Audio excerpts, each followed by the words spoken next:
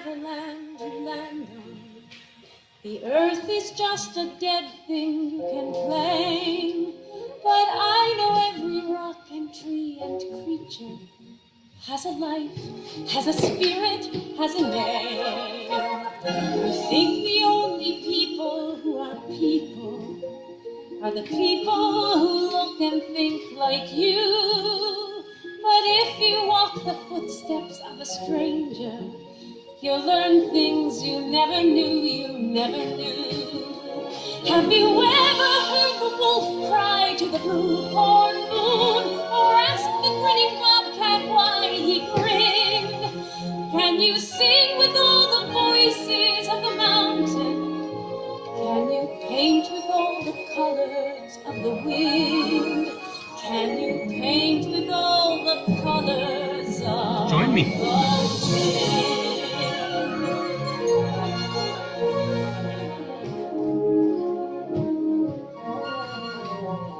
Come run the hidden pine trees of the forest.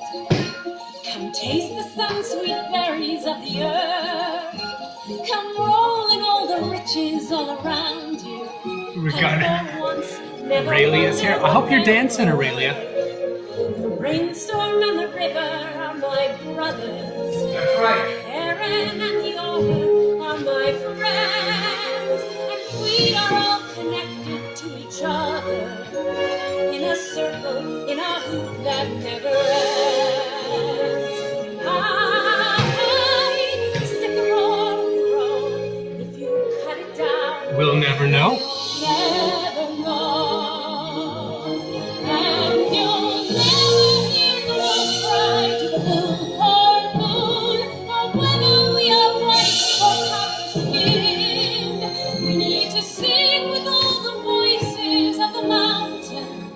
We need to paint with all the colors of the wind. You can I hope y'all are dancing and listening to this. She's right. Pocahontas is our prophet today.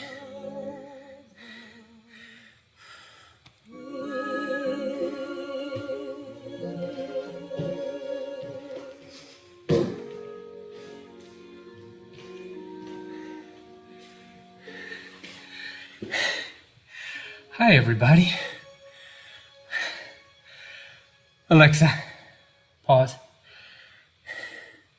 I hope you are having a wonderful Earth Day. Number 2, I'm curious why I'm not seeing more comments. After I just did that really vulnerable thing, silly, yes, but vulnerable of dancing for you here. Happy Earth Day.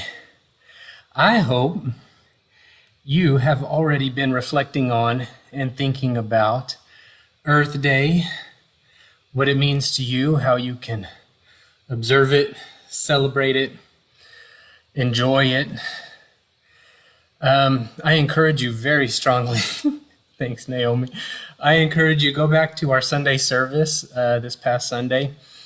Listen to all 3 pieces. They were all 3 fantastic. They all talked about Earth Day. Fran's sermon was wonderful. It was amazing. I was like, oh, crap. Did Fran preach? Yes, I think she did. Fran's sermon was amazing. I got to read a litany by her as well. Wow, we're already 4 minutes into this because I took up so much time dancing. A few things I wanted to talk about on Earth Day here first. Still waiting for a few people to jump on. I thought I would show you my compost. There's 1. There's 2. It's beautiful, isn't it? Isn't it beautiful? Just think, you would be throwing all this just into a landfill. Number 3, we only have these 3. Takes us a couple days to fill them up. They live under our sink until then. You got to keep the lid closed. And then I take them out to we have 3 compost barrels outside that I bought off of Craigslist. Aurelia saying people are just now signing on. Hey, y'all missed out on me dancing to some Pocahontas. Getting in touch with my inner Pocahontas, my inner free spirit, my inner child that loves to dance. I see some claps. Oh yeah, you have to go back. Hey, Jana. So those are my compost barrels. I mean, my compost little collector doodads. You can go and buy like expensive compost specific collectors, whatever they're called. Yep, you missed the dance, Fran. I'm sorry. I danced for like 3 minutes to Pocahontas. I'm not doing it again. That's why we record these things. But you don't have to go buy an expensive compost thing. You can just look, just grab an empty thing, throw some stuff in there. There are people that say like, you've got to get your browns and your greens just right, as if it's an exact science, as if nature was an exact science. Yeah, you need browns, you need carbons, you need greens, you need nitrogen. I don't pay attention to ratios. I just mix it all together and trust that nature's going to do its thing. You do want to, when you do your compost, make sure it's getting some oxygen. People are freaking out from my dance. So I'll stop giving you the little compost lesson. My point is, you don't have to do things perfectly. You just have to try to do them, right? We don't have to compost perfectly. We don't have to love creation perfectly and do all the perfect things. We don't have to live like the Amish. We don't have to give up every single comfort and convenience of life. We don't have to be perfect. We just have to strive to be good enough. That's true for how you care for creation. That's true for your parenting. That's true for how you love people in your life. Just be good enough. Don't be perfect. So my little encouragement there around Earth Day. What else we got on the list? Wanted to show you my shirt. You probably saw it. Meyerhoff. This used to be the local independent mechanic that fixed my TDIs for me until he moved to North Carolina and I had to learn to fix my own cars. I love driving my little Volkswagen diesels because they run for like 500, 600,000 miles if you take care of them. They're efficient. Unfortunately, they are diesel, so they pollute.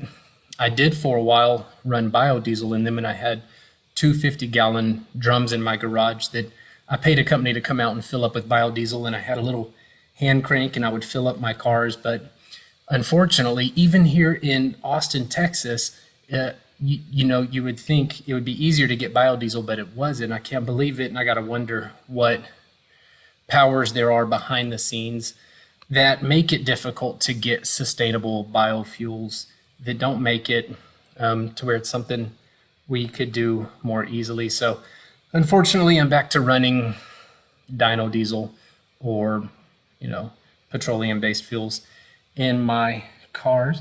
But anyway, so several years ago, my family, we jumped into our Jetta and we drove to Ouray, Colorado.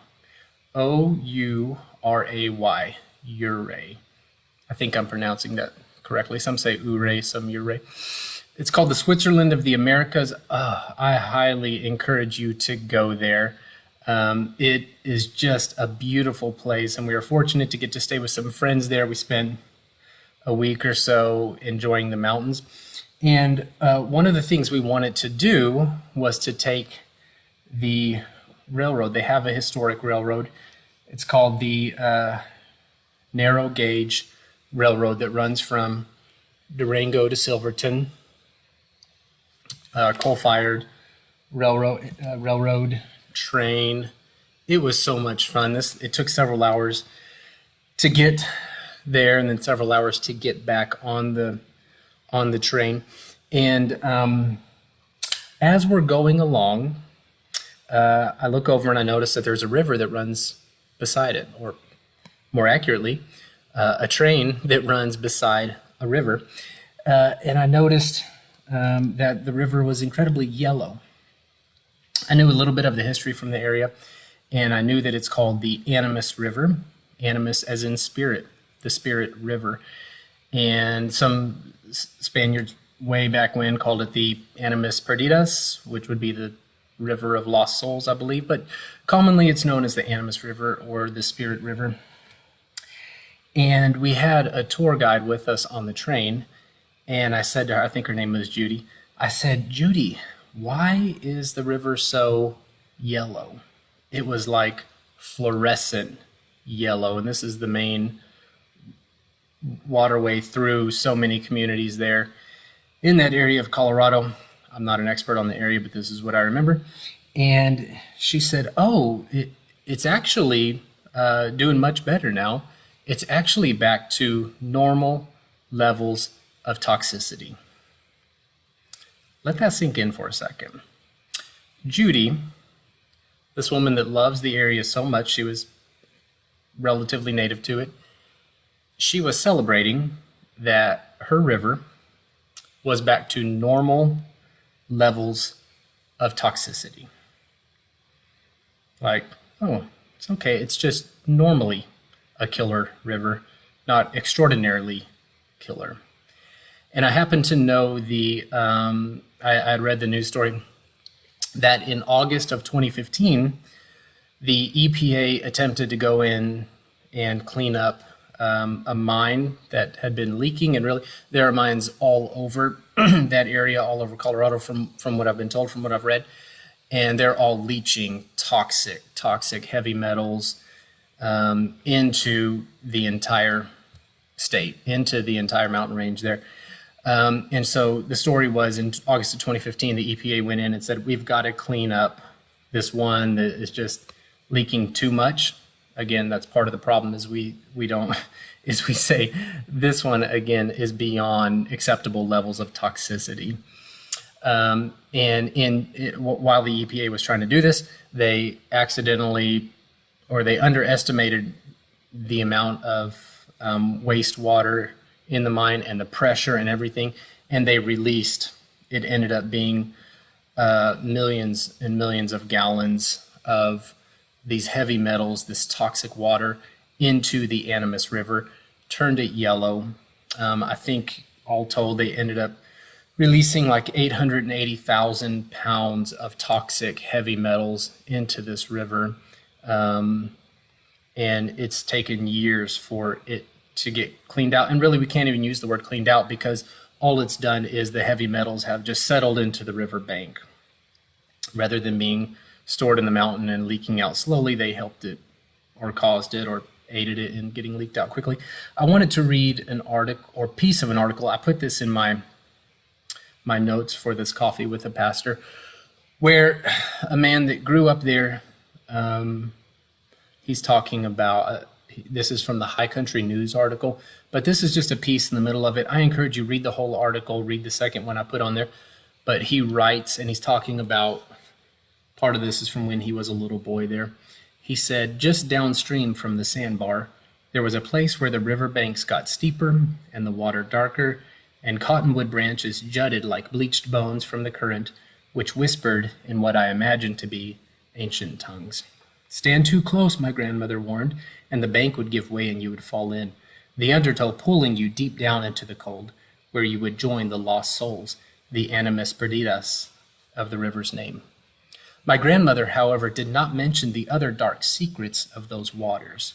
She could not have known that on an August day 4 decades later, 3 million gallons of toxic water would come bursting out of the Gold King mine, turning our beloved river into a psychedelic shade of orange for miles downstream, reminding us of the myriad ways our world has come unhinged, of the transgressions we've committed against the land, the water, the air, even ourselves.